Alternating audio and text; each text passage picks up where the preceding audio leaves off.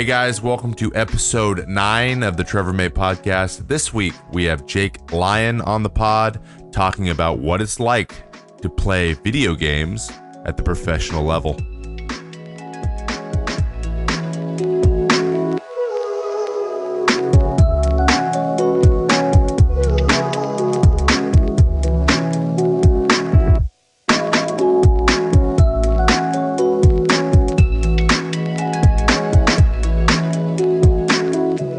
Hey guys, welcome back to the pod. This week we talked to Jake Lyon, aka at Jake OW on Twitter. He is a DPS player for the Overwatch League Houston Outlaws, and you know he's been having a very good season. He's got some nicknames walking around. Jake Rat because he plays Junkrat so much. For those of you that know the game of Overwatch, that is a prominent character in the DPS role, and he's made a name for himself. He's a rising star in the Overwatch scene. He's really come to prominence in the last year or so, and so you know during our interview we might have had a little bit of technical difficulties. I have a problem with my mic that happens on occasion. For some reason, a program that I use lowers the octave of my voice, and I have to hard reset my sound card. So I didn't do that. Usually it's from feedback from the person I'm talking to tells me that it's happening. Unfortunately, Jake's only met me once in person, so he didn't know. He thought that was my normal voice because my voice is very low, but I sound like Buffalo Bob. So it's not necessarily the best thing in the world. So I'm going to get a little creative here. I'm going to re-record a lot of my questioning, or maybe just play his answers and give you an idea contextually, what we were talking about, what was asked. So without further ado, the first question I gave him was, when did you decide to be a professional gamer? I gave an anecdote about, when I decided that I was going to really go hard on baseball, and kind of wanted to get his insight on when that moment in his life was for pursuing video games as a profession. So here it is. I think for me it started. I guess it's kind of different in video games, right? Because I started off, I was playing Team Fortress 2 when I was like in high school, maybe the end of middle school / high school, so like eighth. I started playing TF2 like really seriously. And that kind of happened because I was kind of unsatisfied with school. I didn't really have to try very hard, and I didn't really enjoy it. When I was younger, I got a lot of enjoyment out of school. I was like super passionate about it, about academics, and I really wanted to go far. But as I got older, I think, and as I was coming into high school, I kind of grew disillusioned with it. I got really bored at school, not really finding the satisfaction I once did there. So I went out, I started playing games really seriously, and TF2 was that game. And I don't even know why. Like, if I had a reason, like I always played games with my brother, but TF2 was the first game that completely monopolized my time. I just stopped playing every other game.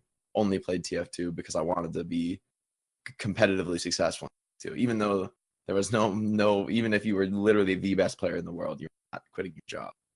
Possibility of that in Fortress 2.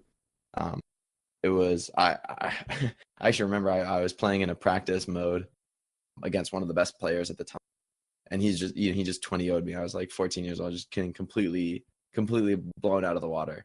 And I remember thinking to myself, like, oh man, that's so insane. He's that good, like that consistent at this game.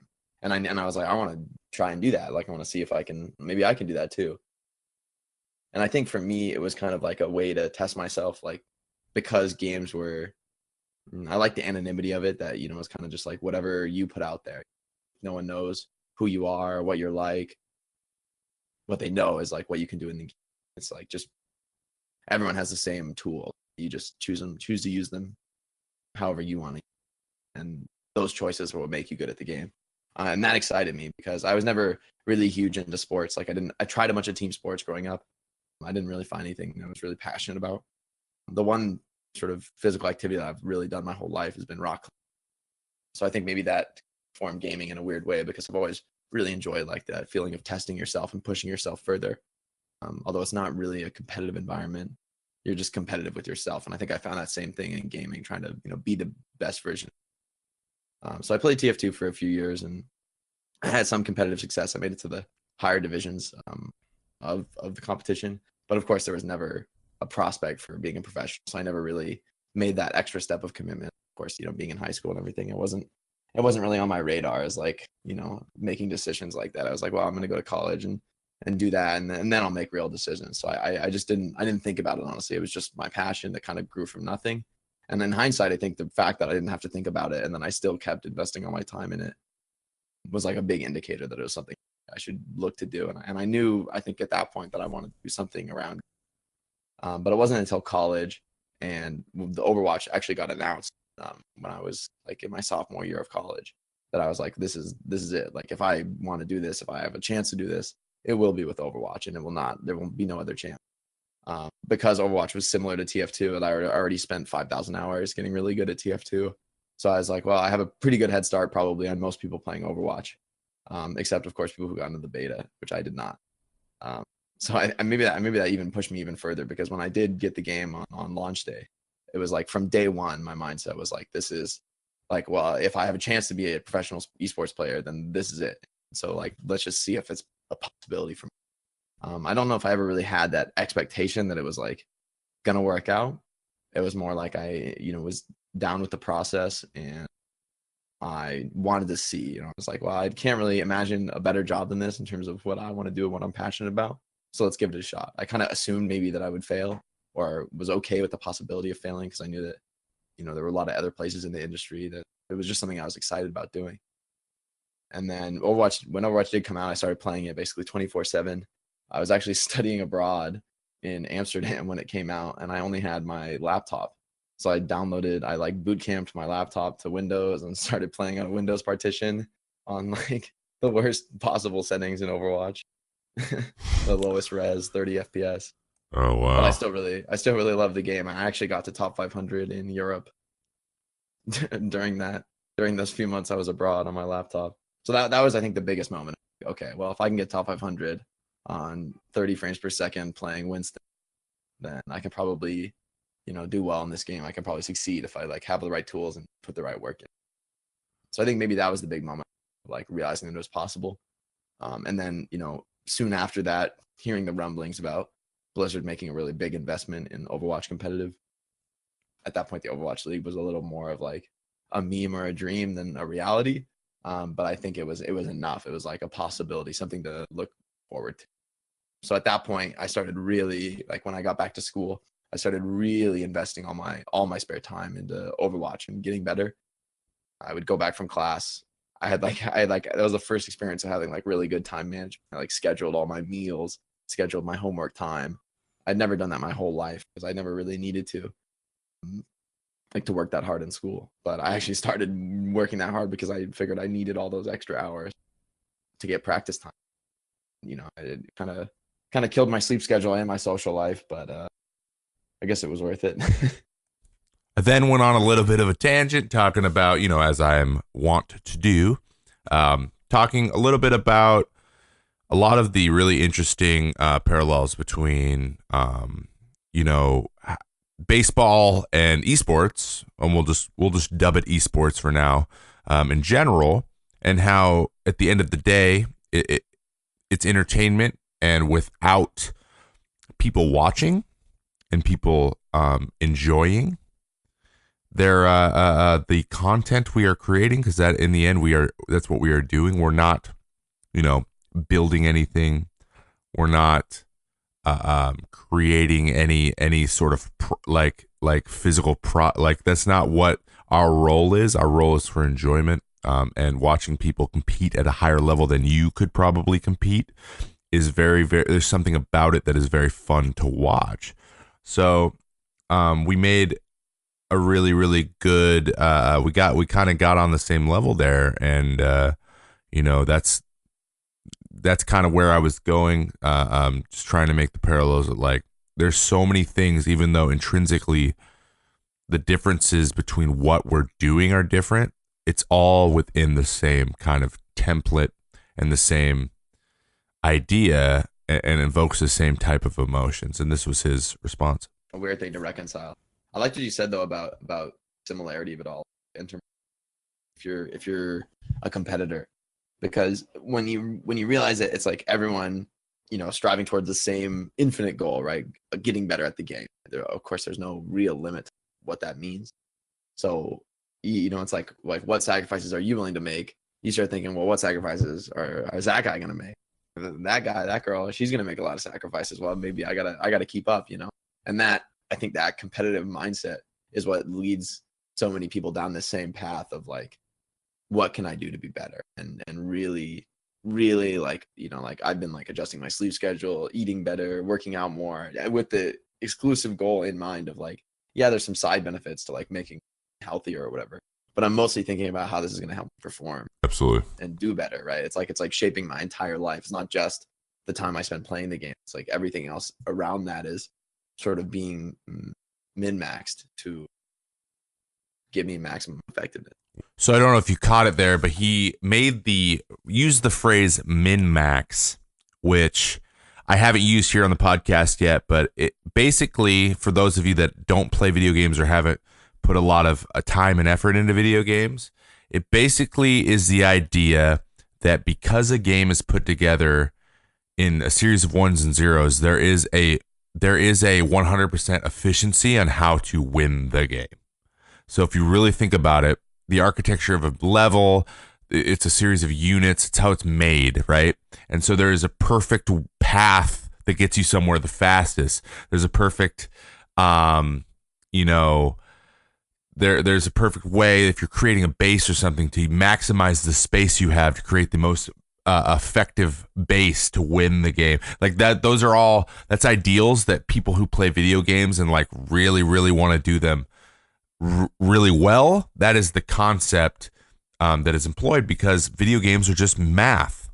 And he uses this to explain his life, which is extremely interesting for me, because in essence, this is what we're talking about here on the podcast, right? We're just here trying to figure out the best ways, to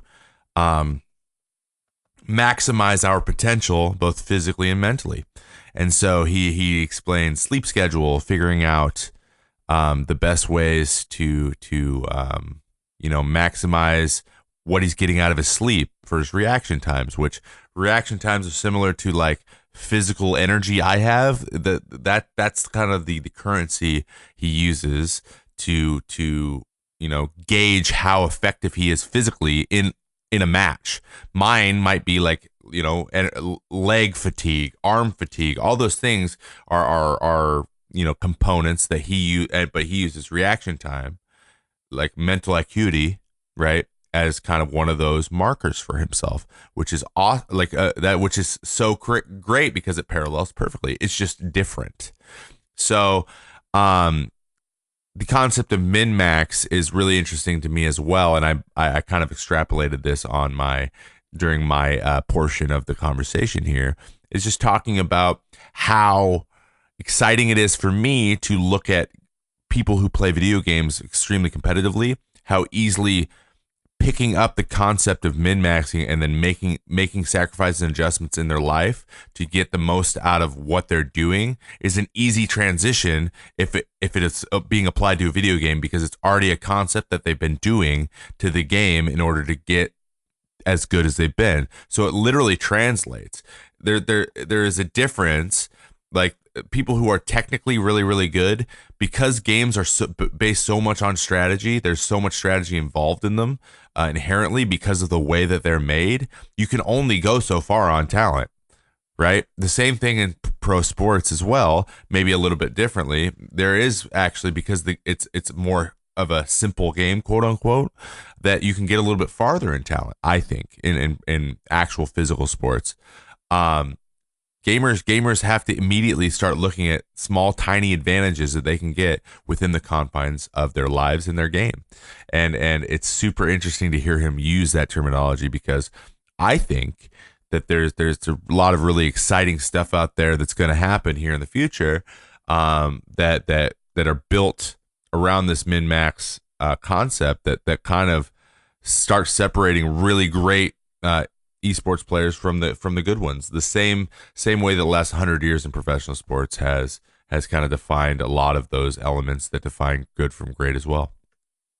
So the next question I asked was specifically about routines, because I honestly was very interested in what a week looks like for them, like what a day looks like for them. We play 162 games in the major leagues, right? That's every single day.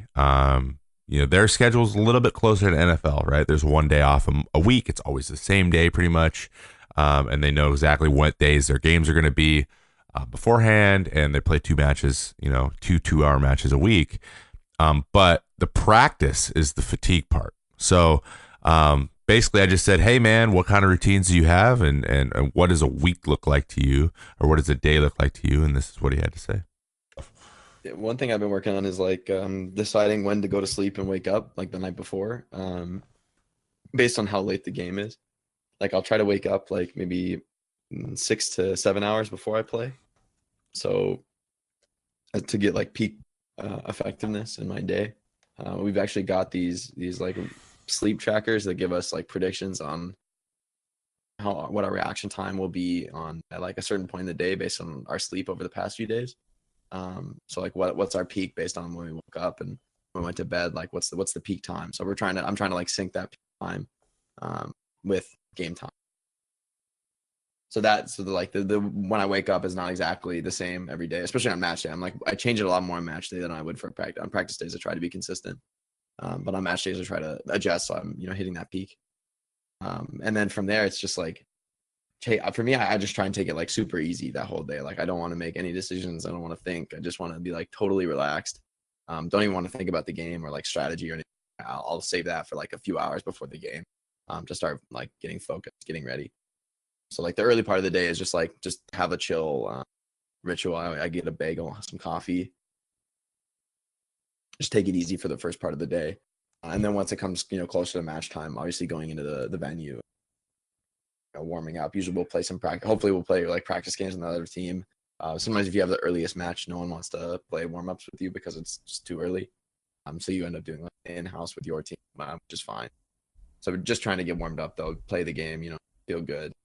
The number one thing is just feeling like relaxed and calm going into the match, because the easiest way to fail is to sort of get too high, or like too, feel like the match is different than all the practice you've done, right? And really, in reality, the match is just the same as all the practice. If you think of it that way, if you play that way, you're going to do better. So it's like maintaining that mindset, but at the same time, being psyched, being really focused, being ready to have your best. So here I asked, he talked about his sleep schedule and figuring out best for reaction time. They have sleep trackers, which is awesome. I also track my sleep. And he mentioned he's got some guidelines he follows for maximum time or like reaction time that day on game days. And their games can be anywhere from 4 p.m. to Pacific to like 8 p.m. Pacific. I believe it's 2 to 8 on weekdays, and then they have morning games on Saturdays, and it's like Wednesday to Saturday. And so that was all extremely interesting to me. But I also asked him, if meditation was something that he's ever tried, or what he does for the mental side of the game, because that's something again we've covered quite a bit on this podcast. I've been really interested in hearing how a lot of people in other walks of life have utilized kind of mental training. Jake's a young guy. He's fresh out of college. And I would like you to keep in mind as well, guys, this is super interesting because these guys are really, really learning as they go. This is all very new. This is franchise league. This is a first time. It's an inaugural season. And the veterans are all 4 or 5 years younger than me. Like those are the old guys. So I'm sure if I talk to Jake again in 2 years, some of the stuff's going to be completely irrelevant. But it was really interesting to kind of get his response. So I asked around about meditation, and he kind of just took it from there. A little. What I focus on right now is just doing I have like a mobility set that I do every morning, just like basic stretching, getting warmed up. Obviously, it's like different for gaming, but I think for me, the number one thing is just feeling, like you said, feeling good, feeling like I have energy, not feeling stiff at all or tired. and just getting your blood moving. I like to do like maybe like run a couple miles in the morning before I play. So like a long time before I play. So I'm not really. It's not like about the physical warm up as much as it's about just breaking a sweat and like getting those endorphins going, feeling good going into your match. You want to be like almost a little tired going into the match, or like it's not a risk, right? You're not worried about being unable to run fast enough in the game. So you're really just trying to like maximize everything for your mental state. And for me, I found that just doing like a light workout in the morning helps me feel better for the rest of the day. So I always like to do that if I can before I'm at. So like doing that, like just like kind of light physical workout in the morning, feeling good, feeling physically ready. And then from there, it's just mostly about like diet and caffeine intake, like eating at the right times before the game. I don't want to eat right before the game because I kind of feel sluggish, but I do want to eat like maybe an hour and a half before. So I have like, that continued energy to go through the whole set and still play my best. Yeah. For me, it's like also a little, I do some visualization work. I don't know about meditation as much, but I do visualization about which characters I'm going to be playing on which maps and how where I'm going to go and what I'm going to be looking to accomplish for the team and like what my role is on each situation. It's strange for me, I think, as a player because I play so many different roles for the team.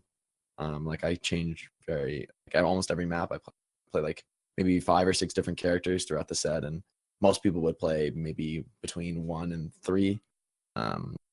So for me, it's like I have to really focus on every time I change, it's like I'm doing something different now, and what is that different thing, and being like ready to step into those new pair of shoes and play that other role for the team is that's a big thing that I focus on, is like being ready to make those mental shifts and not just play every character the same way. And here we go. We hear it again, guys. Visualization and the importance of kind of seeing things before they happen. I mean, it's pretty universal, and feeling like building confidence through feeling like that you've seen something happen before it actually happened is an insanely valuable thing. Basically, I just reiterated, how working through rehab for me has been visualization's been an extremely important part of what I do, and really focusing on developing intent to throw pitches, even if no one's standing in the box. Actually, just quick update, why I have a moment here. My last 2 live VPs have been exclusively practicing intent. The pitches are coming along. My arm strength feels like it's there. My endurance is coming along. Everything's there. Like I feel good. My arm feels fine. I feel like a normal guy pitching.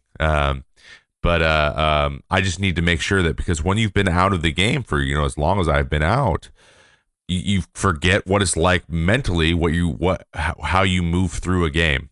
And so that has been my like number 1 priority in these live VPs, because simply the results of what's happening doesn't matter. It's just what I need to be sharp is my purpose and my intent as I come out ready to throw against hitters, so that my body's, all the work I've done with my body I can execute right away and be valuable to my team, because having growing pains and having the kind of rust, if you will, kind of knocked off before you get to the point where it's really important that you're not rusty, it's so important to me. And I think that, it's really important to my career moving forward.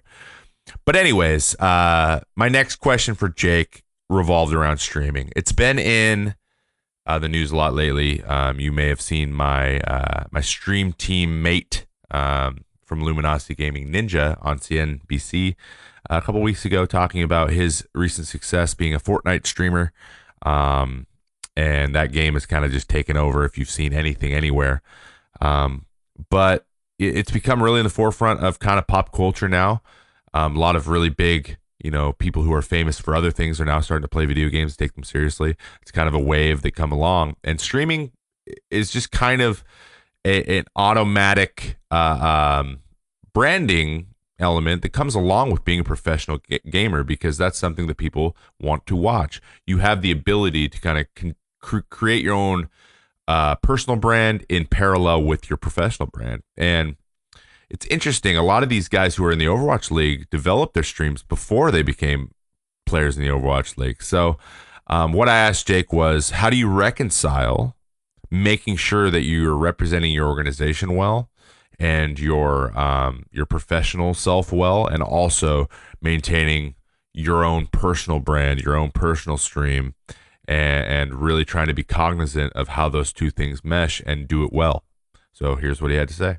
I think for me, it's been maybe easier than it might have been for other players because my streaming brand and the personal brand that I kind of set out and thought about from the start as wanting to push and promote was always like very gameplay focused. Like I always wanted my stream to be a place where, people who were excited about the game, they would, want to watch the stream more for what I'm doing in the game than for what I'm doing as a streamer.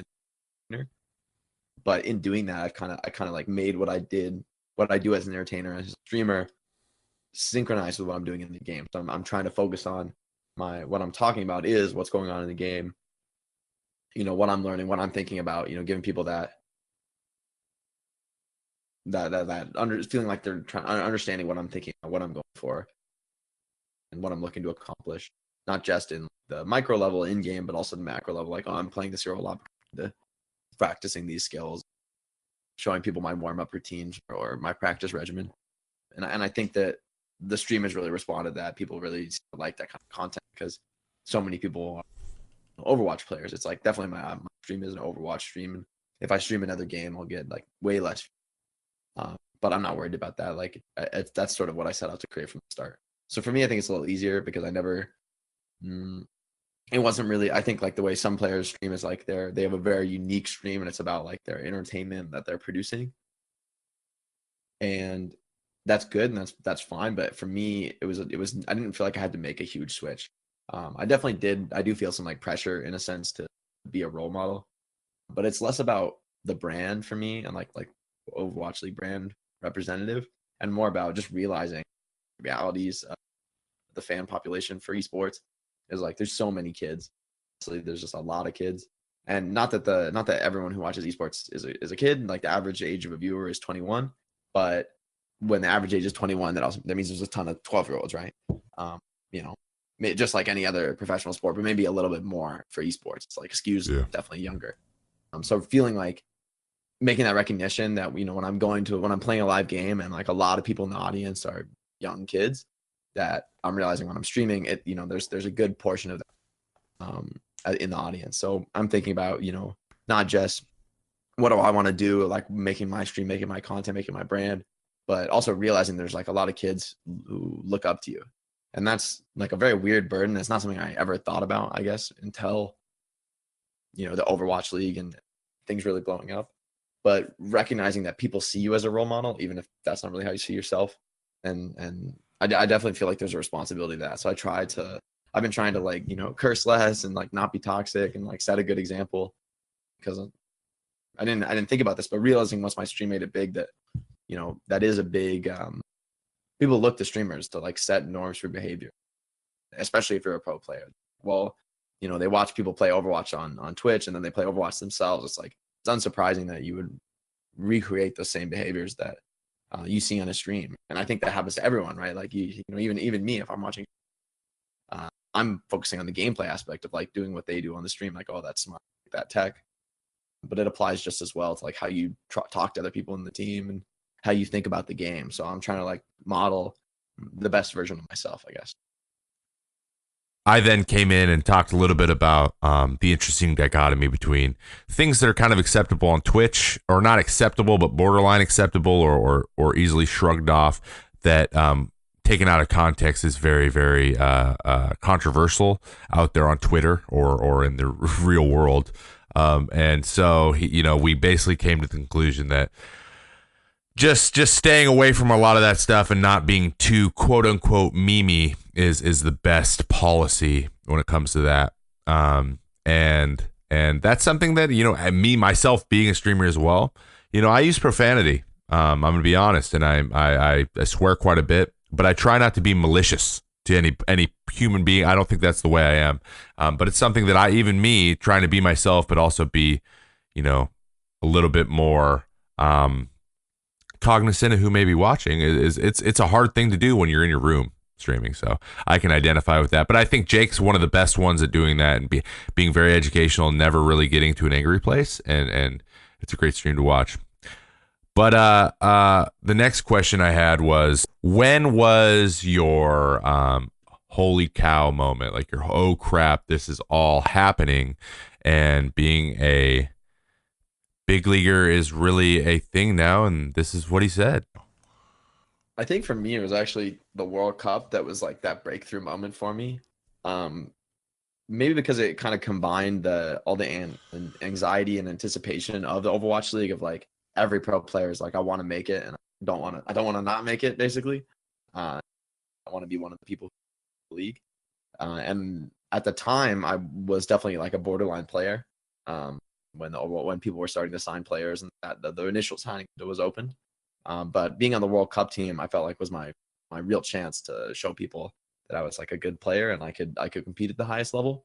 So that was kind of the beginning of like the whole practice process of after being selected, and really trying to be, the best I could be individually, and the best team we could be for the United States, was like really eye opening to me. And seeing, I was like, that was when I sort of built my foundation. This is how I'm going to treat the game as a professional.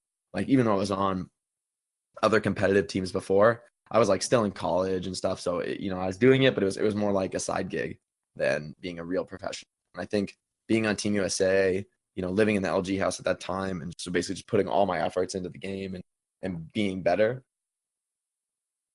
I like kind of realized what I would have to do to be the best.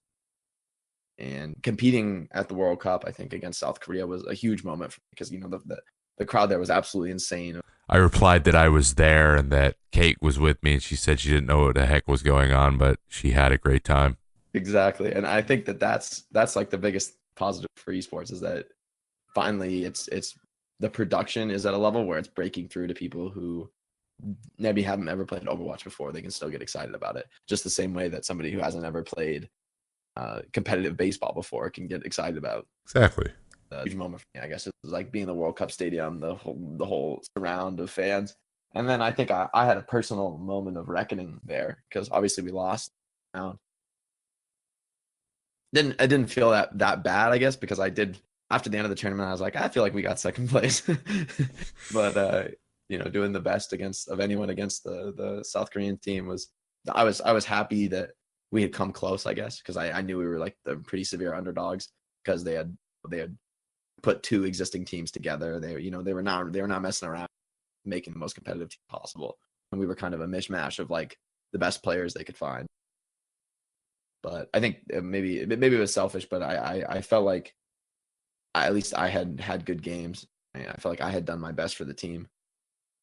But at the same time, I had that feeling of I should have done more. And I remember, actually, I think this is actually why I know like Jae Hong and some of the other Koreans, especially from the World Cup team, had said nice things about me earlier in the Overwatch League.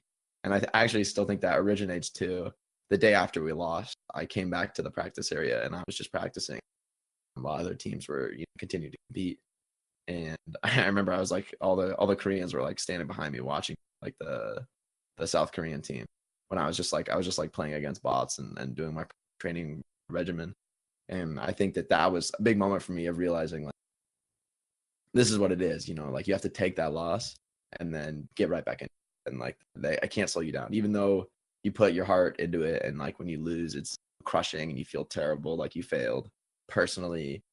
And you have to like take that abject failure and then just, nope, I'm going right into the next one, do absolutely my best. And like that, realizing how to really lose, and then, but at the same time not lose momentum, that was, I think, the beginning. So then we came to my final question. We talked about streaming, about being a role model, about having the crazy, awesome, like, oh wow moment, all the stuff that I've all experienced in my life in different stages.